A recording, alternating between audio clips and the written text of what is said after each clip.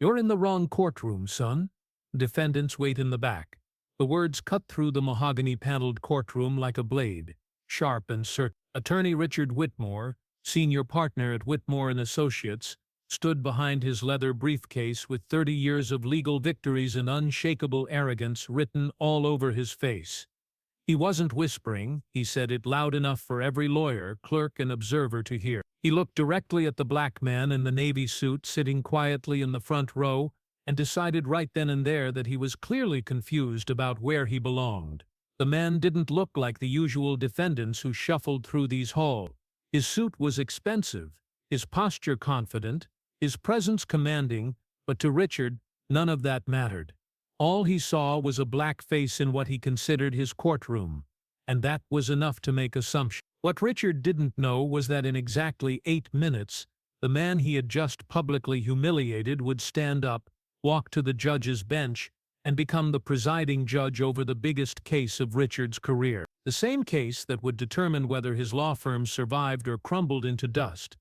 Before we dive into this explosive story of justice, karma, and the power of never judging someone by their appearance, tell me in the comments what city you're watching from today. And if you believe that respect should never be based on skin color, hit that subscribe button and give this video a like, because what happens next will restore your faith in the justice system.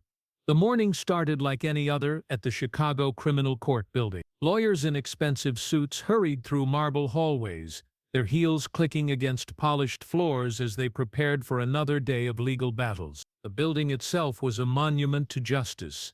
Towering columns, carved eagles, and Lady Justice herself overlooking the grand entrance with her scales and blindfold, symbols of fairness and impartiality. But on this particular Tuesday morning, in Courtroom 4A, those ideals would be put to the ultimate test. Marcus Thompson walked through the courthouse doors at exactly 8:15 a.m., carrying a worn leather briefcase and wearing a perfectly tailored navy suit that had cost him 3 months' salary when he was a public defender. At 45, Marcus had the quiet confidence of a man who had earned his place through decades of hard work, late nights studying case law, and never giving up despite the obstacles placed in his path. He moved through the marble corridors with purpose, nodding to familiar court clerks and security guards who had known him for years. But to the lawyers rushing past him, the ones who didn't know who he was, Marcus looked like just another defendant, another black man in trouble with the law. Marcus entered Courtroom 4A and surveyed the scene.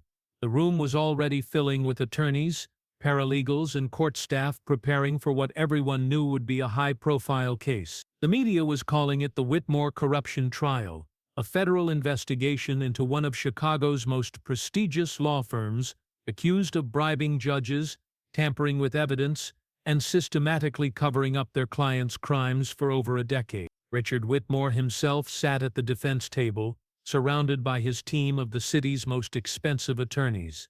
At 58, Richard was everything Marcus had fought against his entire career: privileged, entitled, and absolutely convinced that money and connections could buy justice. Marcus took a seat in the front row of the gallery, setting his briefcase down quietly beside him. He opened it and pulled out a legal pad, reviewing his notes one final time. He had spent 6 months preparing for this moment, studying every piece of evidence, every witness statement, every legal precedent that would be relevant to the case ahead. But Richard Whitmore saw none of that preparation. He saw none of Marcus's credentials or experience. All he saw was what he had always seen when looking at black men in courtrooms: someone who didn't belong. Richard leaned over to his co-counsel, Thomas Bradley, and whispered loud enough for nearby attorneys to hear, "Security's getting lax. They're letting anyone wander in here now." Thomas glanced at Marcus and smirked. At 35, Thomas had been handpicked by Richard not for his legal skills, but for his willingness to do whatever it took to win cases, regardless of ethics or morality. "Should we say something?" Thomas asked. Richard adjusted his gold cufflinks and straightened his $5,000 suit. "I'll handle it." He stood up from the defense table, his movement commanding attention from everyone in the courtroom. Richard had a presence about him, the kind that came from never being told no, never being questioned, never facing real consequences for his actions. He approached Marcus with the swagger of a man who owned every room he entered. "Excuse me," Richard said, his voice carrying across the courtroom.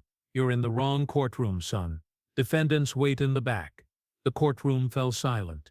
Conversation stopped mid-sentence. Lawyers looked up from their briefs.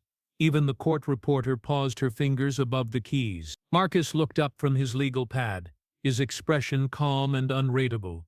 He had heard these assumptions before in law school, during his early years as a prosecutor, even from some of his own colleagues. But it never stopped stinging. "I'm not a defendant," Marcus said quietly, his voice steady. Richard smiled condescendingly. "Right. Well, whatever you're here for, the public seating is in the back. This section is reserved for officers of the court." Sarah Chen, a young prosecutor from the district attorney's office, shifted uncomfortably in her seat. She had been watching the exchange and felt the urge to speak up, but hesitated. She knew Richard's reputation. He was vindictive and had connections throughout the legal community. Marcus closed his legal pad slowly, his movements deliberate and controlled. "I understand your confusion," he said, his tone remaining professional despite the public humiliation. "But I'm exactly where I need to be." Richard's smile faded slightly. He wasn't used to being contradicted, especially not by someone he considered beneath him. "Look," Richard said, his voice rising just enough for everyone to hear.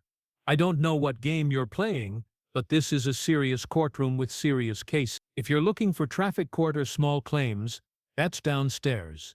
Thomas Bradley chuckled from the defense table. "Maybe he's lost," he said loud enough for others to hear. A few lawyers in the gallery shifted uncomfortably. Michael Rodriguez, a defense attorney who had been practicing for 10 years, recognized the humiliation tactics but said nothing. He had mortgage payments and partnerships to worry about. Marcus stood up slowly, his full height commanding respect even from those who refused to give it. At 6 feet 2 inches, he had the presence of a man who had never backed down from a fight, whether it was in the courtroom or in life.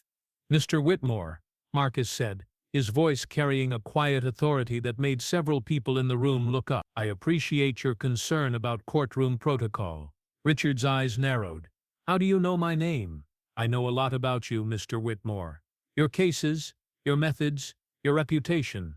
The tension in the room shifted. Something in Marcus's tone suggested this wasn't just a case of mistaken identity. Richard felt a flicker of uncertainty but pushed it down.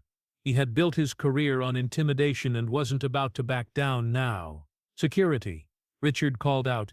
"We need someone removed from the courtroom." Officer James Walsh, a court security guard who had been watching the exchange from the back of the room, approached reluctantly.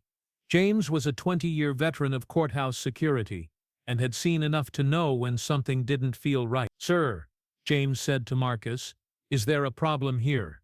Marcus looked at the security guard with calm eyes. "No problem, Officer Walsh. Just a misunderstanding that will resolve itself shortly." James paused. There was something about the way Marcus spoke with authority, with familiarity, like someone who belonged in the courthouse. "Maybe we should wait for the judge," James suggested. Richard's face flushed red. "The judge? This man is clearly in the wrong place. Look at him." "What exactly am I supposed to be looking at?" Marcus asked, his voice still calm, but with an edge that made everyone in the courtroom pay attention. Richard hesitated. He knew he couldn't say what he was really thinking, not out loud, not in a room full of witnesses, but his meaning was clear to everyone present. You don't look like you belong here," Richard finally said. The words hung in the air like smoke. Several attorneys in the room exchanged glances. Sarah Chen finally found her voice. "That's completely inappropriate," she said, standing up from her seat. "You're making assumptions based on reality," Thomas Bradley interrupted. "This is a high-security courtroom. We have procedures." Marcus reached into his briefcase and pulled out a folder. "Would you like to see my credentials, Mr. Whitmore?" Richard waved dismissively. "I don't need to see anything. I need you to move to the appropriate seating area. And if I refuse, then security will escort you out." Marcus nodded slowly. "I see. So, in your courtroom, Miss Whitmore, respect is conditional, justice is negotiable, and a man's worth is determined by the color of his skin rather than the content of his character. The room was completely silent now. Even the court reporter had stopped typing. Richard felt the eyes of everyone in the courtroom on him. "This isn't about race," he said quickly. "This is about protocol." "Is it?" Marcus asked. "Because I've been sitting here for 15 minutes reviewing case files, wearing a suit that costs more than most people make in a month, carrying a briefcase full of legal documents, and displaying every indication that I'm an attorney. But somehow, you assumed I was a defendant." Michael Rodriguez shifted in his seat. He had made similar assumptions about black men in courtrooms before, and Marcus's words hit uncomfortably close to home. "You don't have a bar card visible," Richard said desperately. Marcus smiled for the first time that morning. "Neither do you, Miss Whitmore." Richard looked down at his lapel, realizing Marcus was right. "Look, this is getting ridiculous," Richard said. "Who are you supposed to be exactly?" Marcus closed his briefcase and stood up. "That's an excellent question, Mr. Whitmore, and you're about to get your answer." At that moment, the bailiff's voice boomed across the courtroom. "All rise. The Honorable Judge Marcus Thompson, presiding." The blood drained from Richard's face. Thomas Bradley's mouth fell open. Sarah Chen's eyes widened in recognition. Officer Walsh stepped back respectfully, and Marcus Thompson, the man Richard had just tried to have removed from the courtroom, walked calmly to the judge's bench. He put on his judicial robes, which had been hanging behind the bench, and took his seat. The gavel in his hand felt familiar, comfortable. He had been wielding it for 3 years, earning a reputation as one of the fairest and most knowledgeable judges in the district. "You may be seated," Judge Thompson said, his voice now carrying the full authority of his position. The courtroom sat in stunned silence. Richard Whitmore remained standing, his legs seemingly unable to carry him back to his chair. "Mr. Whitmore," Judge Thompson said calmly, "you seem surprised. Is there something you'd like to say?" Richard's mouth opened and closed like a fish out of water. The most expensive attorney in Chicago, the man who never lost his composure, couldn't form a coherent sentence.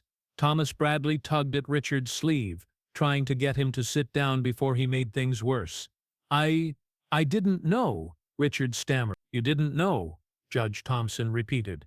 "That's interesting, Mr. Whitmore, because in approximately 30 seconds, I'm going to be presiding over the most important case of your career, a case where the federal government is alleging that you and your firm have engaged in a pattern of corruption, bribery, and obstruction of justice spanning over a decade." Richard finally found his voice, though it came out as barely more than a whisper. "Your Honor, I sincerely apologize for the misunderstanding." "Misunderstanding?" Judge Thompson's eyebrows rose. "Mr. Whitmore, let me be very clear about what just happened here. You saw a black man in your courtroom and automatically assumed he was a criminal. You tried to have me removed from my own courtroom. You questioned my right to be here, my intelligence, my credentials, and my character, all based on the color of my skin." The court reporter's fingers flew across her machine, capturing every word for the official record. "Now," Judge Thompson continued, "before we begin these proceedings, I want to make something absolutely clear to everyone in this courtroom. Justice is not conditional, respect is not negotiable, and a person's worth is never, ever determined by their appearance." He looked directly at Richard. "Mr. Whitmore, your reputation precedes you. I've reviewed the evidence in this case extensively. The federal prosecutors have presented compelling evidence of systematic corruption within your firm. But what I witnessed here today tells me more about your character than any brief or witness statement ever could." Richard was sweating now, his expensive suit feeling like a straitjacket. "However," Judge Thompson said, "despite your behavior this morning, you will receive a fair trial, because that's what justice looks like, Mr. Whitmore. Not the perverted version you've been practicing for 30 years, but real justice. Blind, impartial, and based on evidence rather than prejudice." Sarah Chen found herself nodding in agreement. She had never seen a more powerful demonstration of dignity and professionalism. "Now," Judge Thompson said, "let's begin. But first, Mr. Whitmore, I want you to remember something. Every time you assumed a black defendant was guilty before hearing the evidence, every time you dismissed a black attorney's arguments without consideration, Every time you allowed your prejudices to influence your practice of law, this is what it felt like. This is what injustice looks like. Richard slumped into his chair, the weight of his actions finally hitting him.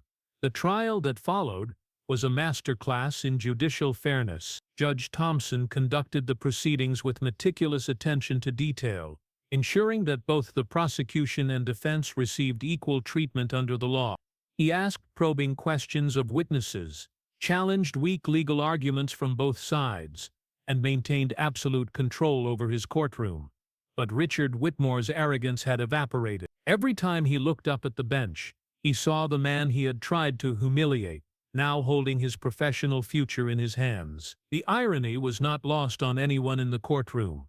The evidence against Whitmore and Associates was overwhelming. Federal investigators had uncovered a network of corruption that reached into the highest levels of the Chicago legal community. Bribes to judges, evidence tampering, witness intimidation, all orchestrated by the man who had just demonstrated his true character in front of a room full of witnesses. When the jury returned with their verdict, guilty on all counts, Richard Whitmore's 30-year career came to an end. His law firm was dissolved, his assets frozen, and his legacy destroyed. But Judge Thompson showed no satisfaction in the outcome. He had simply done his job, ensuring that justice was served fairly and impartially. After the trial, Sarah Chen approached the bench. "Your Honor, what you did today, the way you handled that situation, it was incredible." Judge Thompson looked at her thoughtfully. "Chen, I didn't do anything incredible. I simply did what every person in that courtroom should have done. I treated everyone with dignity and respect, regardless of their background or appearance. But how did you stay so calm? How did you not let your anger show?"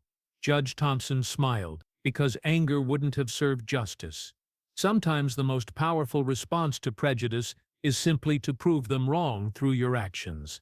6 months later, Richard Whitmore was sentenced to 12 years in federal prison. His fall from grace became a cautionary tale throughout the legal community about the dangers of unchecked privilege and prejudice. But Judge Thompson continued his work, presiding over cases with the same fairness and dignity he had shown that day. His reputation for impartiality and wisdom grew, and he became a mentor to young attorneys, particularly those from underrepresented communities who faced the same prejudices he had overcome. The lesson was clear: respect is earned through character, not commanded through prejudice. Justice is blind not because it ignores differences, but because it judges people by their actions rather than their appearance. And sometimes, the person you underestimate today might be the one holding your future in their hands tomorrow. If you believe that everyone deserves to be judged by their character rather than their color, hit that like button and share this story. Subscribe to Black Story Life for more powerful stories of justice, dignity, and the triumph of truth over prejudice. Because in a world where assumptions are made too quickly, sometimes the most important lesson is to never judge a book by its cover, especially when that book might be the one writing your final chapter. Remember, respect isn't about position or power. It's about recognizing the humanity in every person you meet. Judge Thompson understood that, and his response to prejudice with dignity and professionalism showed everyone in that courtroom what true justice looks like. Years later, law students would study the case of United States Whitmore not just for its legal precedents, but for what happened before the trial even began.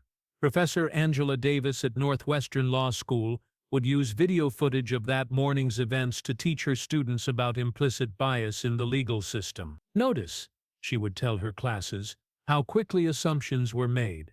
How a man's worth was determined not by his credentials, experience, or character, but by the color of his skin. And notice how Judge Thompson responded, not with anger or revenge, but with the kind of dignity that transforms hearts and minds." The video of Richard Whitmore trying to have Judge Thompson removed from his own courtroom became a training tool for law firms across the country. Bar associations began requiring diversity and inclusion seminars, using the case as a stark reminder of how prejudice could destroy careers and corrupt justice. But perhaps the most profound change came in the smaller moments. Young black law students who watched the video saw something they had rarely witnessed: a black man in a position of ultimate authority, commanding respect not through intimidation or anger, but through competence, fairness, and unshakable dignity. Marcus Thompson received hundreds of letters from aspiring lawyers thanking him for showing them what was possible. One letter, from a first-generation college student named David Jackson, particularly moved him. "Your Honor, I was ready to quit law school after my first year. Too many professors who looked at me like I didn't belong. Too many classmates who assumed I was only there because of affirmative action. But watching how you handled that situation, seeing how you turned prejudice into a teaching moment while never losing your dignity, it reminded me why I wanted to study law in the first place. Not for revenge, but for justice. Thank you for showing me that the bench can be a place where fairness truly lives." Judge Thompson kept that letter framed in his chambers, next to his law degree and a photo of Thurgood Marshall. It served as a daily reminder that his work extended far beyond the cases he heard. He was part of a continuing struggle for justice that demanded both excellence and integrity. The Whitmore case also led to broader reforms in the Chicago court system. New protocols were established for judicial conduct training, courtroom security procedures were revised to prevent discriminatory enforcement, and a diversity task force was created to address systemic bias in legal proceedings. Richard Whitmore, serving his 12-year sentence in federal prison, had time to reflect on the prejudices that had driven his career. In a letter he wrote to Judge Thompson, a letter that was never sent but found among his personal effects, he finally acknowledged the truth. "Your Honor, I spent 30 years in courtrooms believing that justice was something I could buy, manipulate, or control. I looked at defendants and saw their guilt before hearing their stories. I looked at opposing counsel and judged their worth by their appearance rather than their arguments. I built a career on the assumption that people like me deserved respect, while people like you had to earn it. That morning in your courtroom, you showed me what I had spent decades refusing to see. That respect is not a privilege to be granted, but a right to be honored. You gave me a fair trial despite my behavior, and in doing so, you proved yourself to be everything I pretended to be but never was, a true servant of justice." The letter was discovered by federal investigators during a routine search and eventually made its way to Judge Thompson. He read it privately, feeling no satisfaction in Whitmore's downfall, but hoping that perhaps, even in prison, the man might find a path to genuine redemption. Today, a plaque hangs in Courtroom 4A of the Chicago Criminal Court Building. It reads, "Justice is not about the power to judge others, but the wisdom to judge fairly. Let all who enter here remember that true authority comes not from position, but from character." And every morning as Judge Marcus Thompson takes his place on the bench, he carries with him the knowledge that justice is not just about the cases he decides, but about the example he sets for everyone who witnesses the power of dignity over prejudice, fairness over favoritism, and character over color. The lesson echoes through every courtroom, every law firm, and every legal proceeding. Never judge a person by their appearance, because the person you underestimate today might be the one determining your fate tomorrow. And when that moment comes, you can only hope they possess the kind of grace and fairness you failed to show them.